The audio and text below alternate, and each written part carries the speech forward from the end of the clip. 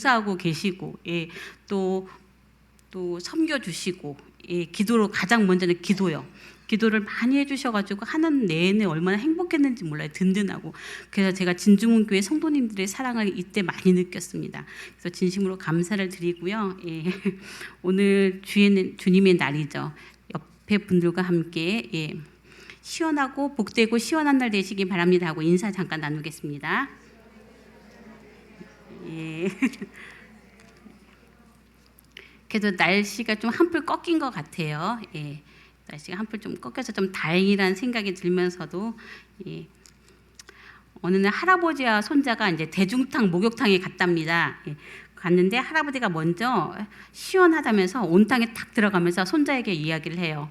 얘야 여기 너무너무 시원한다. 냉큼어서 들어오너라. 그러니까 손자가 이 말을 듣고 어떻게 했겠어요? 예. 시원하다는 할아버지 말 듣고 네, 얼른 탕 안에 들어갔다가 에그머니나 하고 다시 밖으로 금세 뛰어나옵니다. 그러면서 뭐라고 했을까요? 손자가 아이고 뜨거워. 세상에 믿을 사람 하나도 없네. 뭐 이렇게 얘기를 했답니다. 예.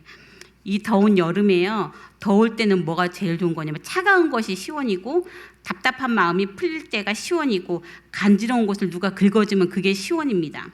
더부룩했었는데 막 체한 것 같았는데 속이 뻥 뚫린 것이 시원이고요. 예. 화장실 물 내려가는 소리가 시원입니다. 그리고 미뤘던 일이 잘 끝마쳐졌어요. 그러면 시원한 거고 앞에 가림이 없이 전망이 확 트인 것이 시원합니다. 거칠 것 없이 내가 달릴 수 있다는 것이 시원이고요. 내가 정말 부족해서 말을 잘 못하고 있을 때 누가 와서 내 대신 얘기해주면 얼마나 속이 시원한지 모릅니다. 바람 한 점이 없는 정말 무더위가 지속되고 있는데 다행히 지난주 수요일에 카눈이 왔죠. 예, 태풍이 와가지고 찬바람이 부는데요. 에어컨 바람이 아닌 정말 시원한 자연바람이 부니까 너무너무 좋더라고요. 예, 태풍으로 피해를 입으신 분들도 있지만 개인적으로는 저는 좀 시원했어요. 그래서 그날 밤에 에어컨도 안 켜고 선풍기도 안 켜고 너무나 잠을 잘게 잘 잤습니다. 예, 그런데 이렇게 더운 날이 이어질 때쯤에는요. 마음을 시원하게 해주는 사람이 그런 사람들이 많이 그리운 요즘입니다. 더위와 갈증을 시원하게 해주는 차가운 얼음 냉수 같은 사람, 우리 주님의 마음을 시원하게 해드리는 사람이 있습니다. 갈수록 타락해가는 이 시대죠. 이 세상 풍조가 얼마나 많이 힘듭니까? 그럴 때 답답한 주님의 마음을 시원하게 해드리는 얼음 냉수와 같은 사람이 있습니다. 주님의 기쁨이 되는 얼음 냉수와 같은 시원한 사람은 과연 어떤 사람일까? 나는 그런 사람일까? 어떤 사람이 하나님의 마음을 시원케 해드릴 수 있을까요? 오늘 말씀을 한번 나누고자 합니다. 먼저는 충성스러운 사람입니다. 오늘 말씀을 다시 한번 함께 읽도록 하겠습니다. 시작. 충성된 사자는 그를 보낸 이에게 마치 추수하는 날의 얼음 냉수 같아서 능히 그 주인의 마음을 시원하게 하느니라. 아멘. 예, 충성된 사자라고 나왔죠. 말씀을 전하는 자, 좋은 소식을 전하는 자입니다. 메신저죠. 그래서 왕이 믿을 만한 사람을 통해서 외교 문제를 가지고 해당 국가로 떠나는 사람으로 왕이 충성되는 그 사자를 보내놓고요. 그가 사명을 잘 감당할 수 있도록 마음을 졸이며 막 기다려요. 근데 그 사자가 돌아와서 왕이시여 모든 것이 정말 잘 되었습니다. 왕이 준 임무를 잘 완수했다고 보고할 때 알터니가 빠진 것처럼 그 왕의 마음이 얼마나 시원할까요? 아마 최고로 기쁠 겁니다. 잠언 25장 14절 오늘 본문의 말씀은 우리에게 맡겨진 임무를 완수할 때 하나님께서 최고로 기뻐하신다는 것을 알려주고 있습니다. 왕이신 나의 하나님이시여 내게 맡겨진 일을 내가 다 했습니다. 라고 우리가 충성되이 하나님 앞에 보고할 때 하나님께서는 최고로 흡족해 하시면서 최고로 기뻐하신다는 겁니다.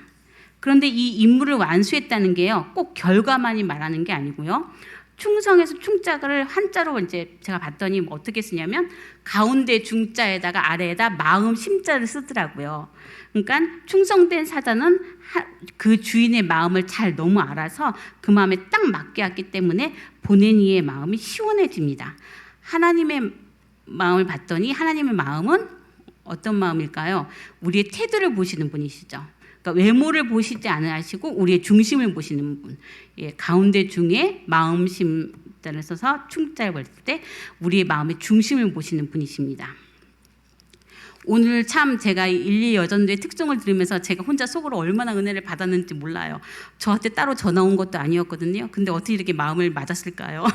제가 이거에 대한 말씀을 드린 줄 아마 이분들도 몰랐을 텐데 하나님의 우리의 마음을 정말 하나로 만들어 주시지 않았나 그러면서 어떻게 저 찬양을 하지 하고 제가 깜짝 놀랐습니다. 그래서 얼마나 제가 은혜를 받았는지 이렇게 예배를 위해 기도하면서 하나님의 마음도 정말 찬양을 받으실 때 얼마나 시원하지 않으셨나 그런 생각을 해보는데요. 팔레스타인의 이 추수기는요 몹시 무덥다고 합니다. 그래서 무화과, 포도 이런 과일을 수확할 때는 1년 중 가장 무덥대요. 우리도 7월 말과 8월 초에 그랬던 것으로 기억이 되는데요. 너무나 더위 속에서 일할 때가 되면 얼마나 힘들까요? 예. 제가 뉴스에서 보니까 뭐 비닐하우스에 들어가서 추수하는 농부들 봤을 때 거기 그 안에 온도가 거의 뭐 46도, 뭐 48도 이랬던 얘기도 들리고 그러는데요. 참 덥습니다. 그렇게 덥고 수확하고 하기 힘들 때 정말 차가운 얼음 냉수 그 한 사발이 이 추수하는 농부를 얼마나 시원하게 할까요? 예. 여기 얼음 냉수에 해당하는 원어 셀레그를 봤더니 북쪽 헬몬산으로부터 흘러내려오는 눈이 녹은 물이라고 합니다. 그러니까 더운 계절에 추수하느라 힘겨운 노동을 하며 숨이 막히고 목이 마를 때 눈이 녹은 차가운 물을 마시면 얼마나 시원할까요? 속까지 아마 시원할 겁니다. 하나님께 충성하지 못하는 사람은 하나님의 마음을 답답하게 만들지만 충성된 사람은 하나님의 마음을 기쁨으로 시원하게 해드립니다. 우리가 성경 속에서도요 이런 충성된 사자들을 많이 발견할 수가 있거든요. 엘리에셀을 한번 보겠습니다. 엘리에셀은요 아브라함이 100세 때에 얻은 아들, 얼마나 귀한 아들이에요. 이삭이죠. 이 이삭이 신부감을 찾아오라고 아브라함이 임무를 맡기죠. 사명을 받고 떠납니다. 그는 충성된 자세로 임함으로 리브가라는 아주 훌륭한 신부감을 데리고 돌아왔습니다. 이때 아브라함의 마음이 얼마나 기뻤을까요? 예, 아마 이와 같았을 겁니다. 그런가 하면 모세를 한번 볼게요. 모세는 이스라엘 백성을 애굽에서 인도에 내라는 그 사명을 받았습니다. 그래서 떠나서 이를 훌륭하게 완수를 했어요. 그가 이스라엘 백성을 이끌고 시내산에 딱 섰을 때 바로 그곳에서 모세를 보내셨던 그 하나님의 기쁨 또한 이와 같았을 거라고 생각이 듭니다. 다윗 왕이요 아둘람 굴에 있었을 때였어요. 이 아둘람 굴에 있었을 때는요 그곳에 물이 좋지가 못했어요. 그래서 너무 목이 말랐겠죠 이 다윗 왕이. 그때 당시에는 그 블레셋 군대가 진치고 있었던 곳이 자기 고향 베들레헴 성문 곁에 있는 시원하고 아주 맛있는 우물물을 마시고 싶어 했습니다. 이 다윗 왕이요. 그 막 시원한 그게 막 생각이 나는 거예요. 그때 다윗 왕을 모시고 있던 새 용사가 있었거든요. 그 새 용사가요, 글쎄 얼마나 용감하든지 블레셋 군대를 막 돌파하고 막 지나가서 그 베들레헴 성문 곁에 있는 우물물을 끼러가지고 다윗에게로 왔습니다. 다윗의 마음이 어땠을까요? 다윗 왕은 그들이 목숨을 건 충성스러운 그 행동을 보고 그 물을 도저히 마실 수가 없었어요. 내가 육신의 갈증을 풀어주는 이 물보다도 그 부하들의 충성스러움이 다윗의 마음을 시원하게 했으니까요. 다윗이 이렇게 말합니다. 내가 어떻게 이렇게 피와 같은 물을 마실 수가 있나. 이런 귀한 물은 내가 마실 수 없다. 하나님께 바쳐야 한다. 이러면서 하나님께 부어드렸습니다. 이 새 용사는요 다윗의 마음을 시원하게 한 얼음 냉수 같은 그런 사람들이었습니다. 신약 시대에 가보았더니 하나님께서 창세전부터 계획하셨던 그 구원의 계획이 누구를 통해서 이루어졌죠? 예수 그리스도를 통해서 온전히 이루어졌습니다. 예수 그리스도께서 십자가를 통해 구원을 위한 모든 일을 이루시고 하나님께로 올라가셨을 때 또 사도 바울이 이방인을 위한 그릇으로 택함을 받아서 온 땅에 복음을 전하겠다고 하고 내가 보고를 드렸을 때 하나님의 기쁨이 바로 이와 같았을 겁니다. 우리 한번 말씀 잠깐 찾아보겠습니다. 고린도전서 16장 16절에서 18절까지 한번 보겠습니다. 신약 성경 285쪽이거든요. 고린도전서 16장 16절에서부터 18절까지 우리 함께 합독하도록 하겠습니다. 이 같은 사람들과 또 함께 일하며 수고하는 모든 사람에게 순종하라. 내가 스데바나와 브르나도와 아가이고가 온 것을 기뻐하노니 그들이 너희의 부족한 것을 채웠음이라. 그들이 나와 너희 마음을 시원하게 하였으니 그러므로 너희는 이런 사람들을 알아주라. 아멘. 바울이요 스데바나의 집안 사람과 부드나도와 아가이고가 나와 너희의 마음, 즉 사도 바울과 이 고린도 교회 교인들의 마음을 시원하게 해준 사람들이었다고 말하고 있습니다. 그러니까 고린도 교회에 뭐 문제가 많았죠. 여러 가지 갈등이 있었고 분열이 있었어요. 그런데 시원함이 되었던 충성스러운 일꾼이 있었답니다. 스데바나, 부드나도와 아가이고. 이들은 복음의 첫 열매라고 해요. 그래서 복음을 전하던 바울에게 시원함을 주었고 성도들을 섬기는 일과 서로의 부족함을 채워줌으로 다른 이들의 마음까지도 시원하게 했답니다. 거기 보면 18절의 말씀대로 이런 사람을 교회는 알아줘야 합니다. 우리가 교회를 열심히 하면 이런 말 가끔 하죠. 교회를 지가 혼자 다 해 이러면서 비아냥거리는 사람도 있습니다. 그런데 교회는요 자기 혼자 다 해야 하는 것처럼 열심으로 충성되게 해야 합니다. 내가 없으면 안 돼. 이런 마음으로 교회를 어떻게 해요? 열심으로 섬겨야 한답니다. 예, 누군가 할 거야 라는 마음이 되면요 진심이 되기가 좀 힘들거든요. 예, 이런 양보가 없어야 돼요. 15절에 봤더니 스데바나 집 사람들이 성도 섬기기를 작정했다고 합니다. 그러니까 교회 일을 내 마음대로 하겠다가 아니라 섬기는 일을 내가 하겠다가 중요한 겁니다. 보이지 않는 곳에서 묵묵하게 교회를 섬기시는 분들, 그분들이 하나님의 마음을 시원하게 하는 사람입니다. 예. 저희 부목사님이 휴가셨을 때 제가 조금 교회가 이제 걱정이 되기도 했어요. 예. 그래서 중간에 나와봐야지 하고서는 이제 수요일이나 뭐 또 금요일에 제가 오는 날 되면 조금 더 일찍 나와서 한번 교회를 돌아봤거든요. 그런데 제가 오기 이전에 더 열심으로 보이지 않는 곳에 수고하신 분들이 많으시더라고요. 예, 문도 막 습하니까 문도 다 열어 제껴 놓고, 예, 환기 다 시켜 놓으시고, 예, 곳곳마다 다 실마다 다 방문하셔갖고 미리 다 한번 살펴보신 분들이 계셔서 제가 얼마나 마음에 감동을 받았는지 모릅니다. 아버지 집을 이렇게 챙기시는 분들이 계시고요. 예, 또 태풍 온다고 뭐 비가 많이 온다고 하는 날은 예, 또 한번 돌아보시고, 예, 문 열린 곳 없나 한번 다 살펴보시는 분들, 성도님들이 계시고 아침 저녁으로 와서 기도하시는 분들이 계셨다고 하더라고요. 그래서 제가 그 모습을 보면서 많은 은혜를 받았습니다. 스데바나 집 사람들이 이렇게 헌신적인 섬김도 있었지만 16절의 말씀이 봤더니 뭐가 있냐면 함께 일하며 수고하는 모든 사람 이렇게 되어 있어요. 그러니까 그들과 같은 마음으로 헌신하는 사람들이 함께 수고했던 이들이 있었음을 알 수가 있습니다. 교회 일은 혼자 하는 게 아니라 협력해서 선을 이루는 겁니다. 교회는 열심히 주님의 일을 하는 사람들을 인정해줘야 하고요. 예. 어떻게 보면 너무나 뭐 여러 가지 달란트가 많은 사람 혼자 다 할 수 있어요. 제가 경험을 해봤더니요. 제가 조금씩 이것저것 그냥 하는 편이거든요. 그래서 이것저것을 막 하다 보면 혼자 막 여러 개를 막 할 때가 있어요. 교회 일을 할 수는 있어요. 그런데 그럴 때는 막 지치고 힘든데요. 부족하지만 제가 함께 하겠습니다 하면서 함께 일을 해나갈 때 기쁨이 더 크고요. 예, 얼마나 속이 시원한지 몰라요. 그리고 같이 하는 사람들이 있으니까 더 어려움을 나올 수 있고 예, 결과도 훨씬 더 보기가 좋습니다. 진주문 교회가 하나님께 예배하는 일과 맡겨주신 사명을 온전히 감당하려면 몇몇 사람의 노력으로 되는 게 아니라 한 사람 한 사람 모두가 굉장히 중요합니다. 나 하나쯤이야 뭐 이런 게 아니라 내가 반드시 있어야 돼라는 마음이 있어야겠죠.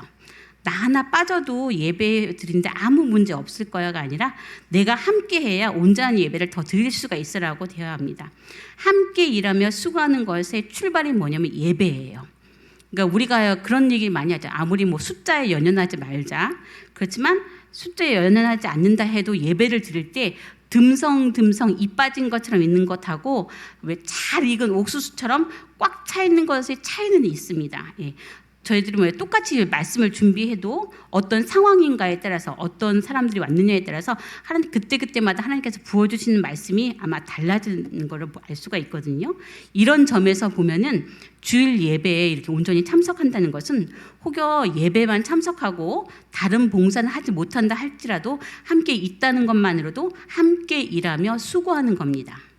그러니까 여기서 두 사람 부드나도 아가이고는 고린도 교회 소식을 에베소에 있는 바울에게 전해주었고 에베소에 있던 이 바울이 이들이 전해준 소식에 의해서 마음이 상쾌해졌다고 합니다.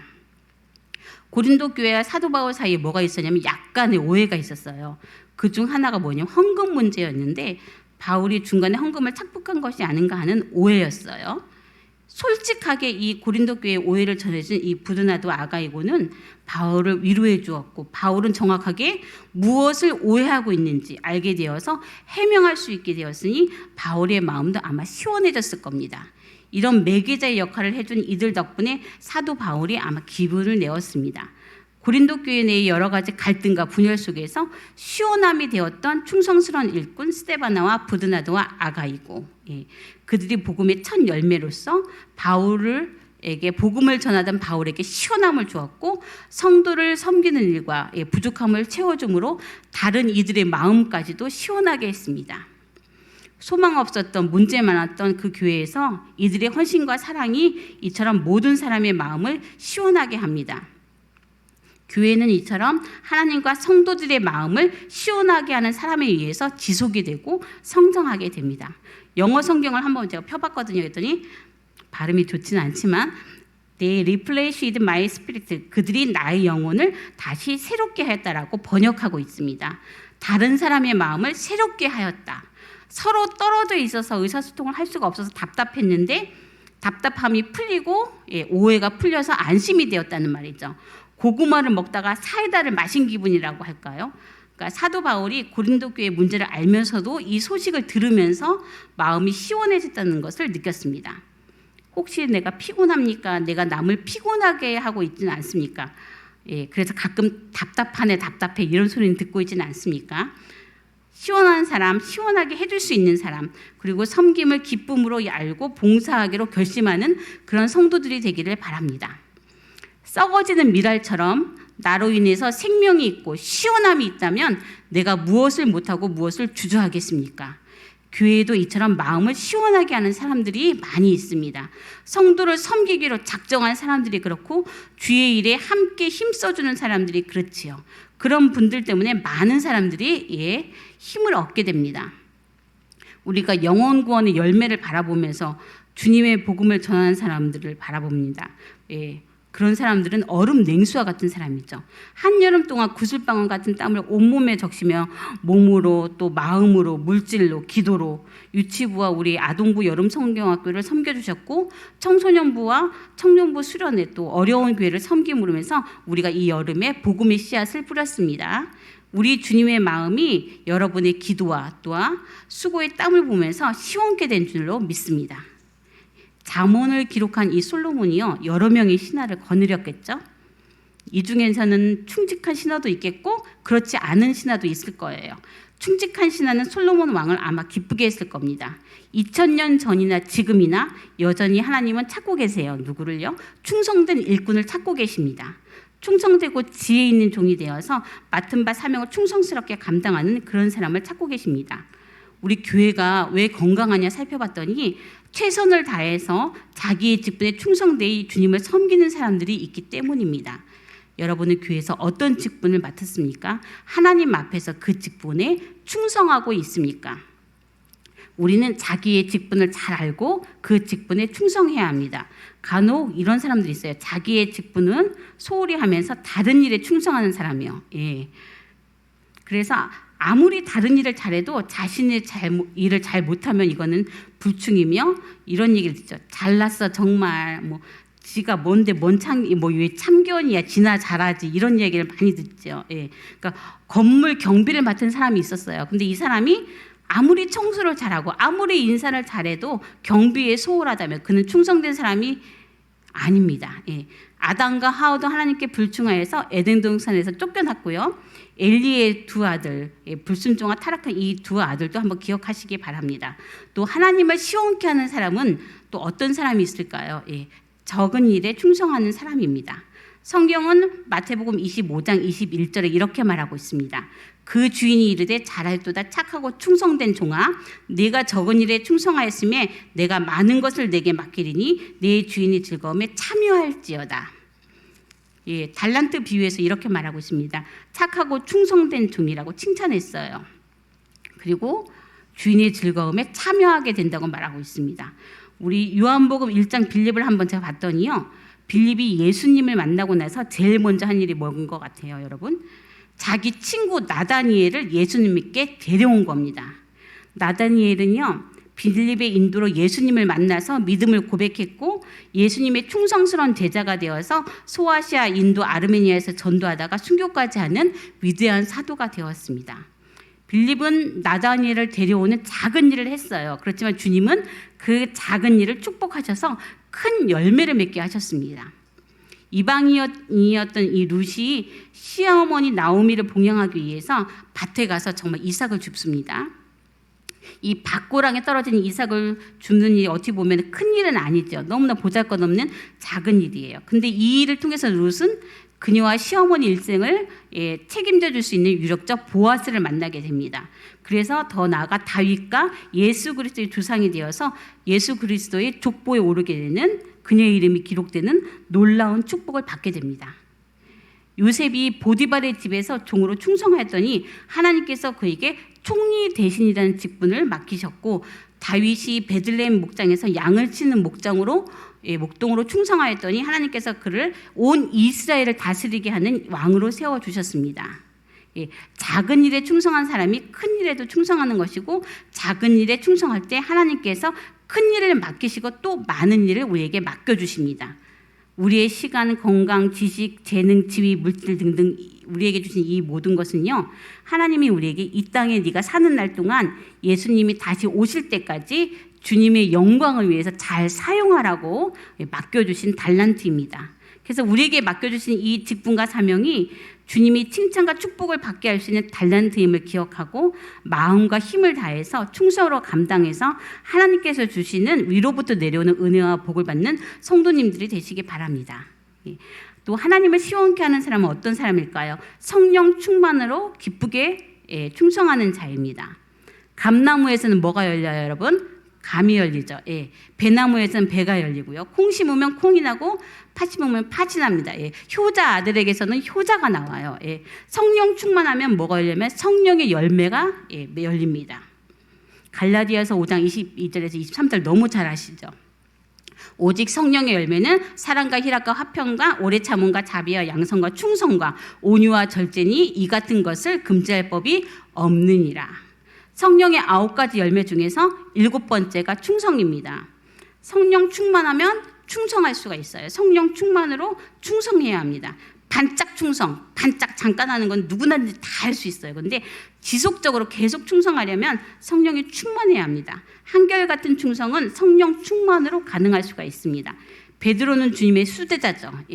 하지만 그는 주님을 모른다고 3번이나 부인했습니다. 끝까지 충성하고 싶었을 거예요. 그 마음에 주님을 부인하고 싶지는 않았겠죠.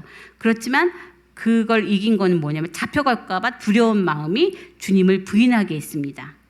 그랬던 베드로가 어떻게 변화를 받았습니까? 성령의 충만함을 받고 핍박 속에서도 담대하게 복음을 전했습니다. 성령 충만하니까 예수님을 만나니까 그가 십자가에 거꾸로 죽으면서도 복음을 부인하지 않았습니다. 베드로가 순교하기까지 충성했던 것은 자신의 의지만으로 된 것이 아니라 성령 충만했기 때문에 성령의 열매인 충성의 열매를 맺었던 겁니다. 사랑하는 성도 여러분, 우리에게 맡겨진 사명을 잘 감당하는 자들을 하나님은 충성스러운 사자라고 칭찬하십니다. 하나님은 그런 충성된 성도를 통해서 영혼을 구원하시고 그런 충성된 성도들을 통해서 추수날의 얼음냉수같이 가장 큰 기쁨을 느끼십니다. 죽을 수밖에 없는 우리를 구원하시는 그 능력, 나를 사랑하시는 그 은혜에 너무나 감격하고 너무나 받은 은혜가 커서 충성할 수밖에 없는 우리예요.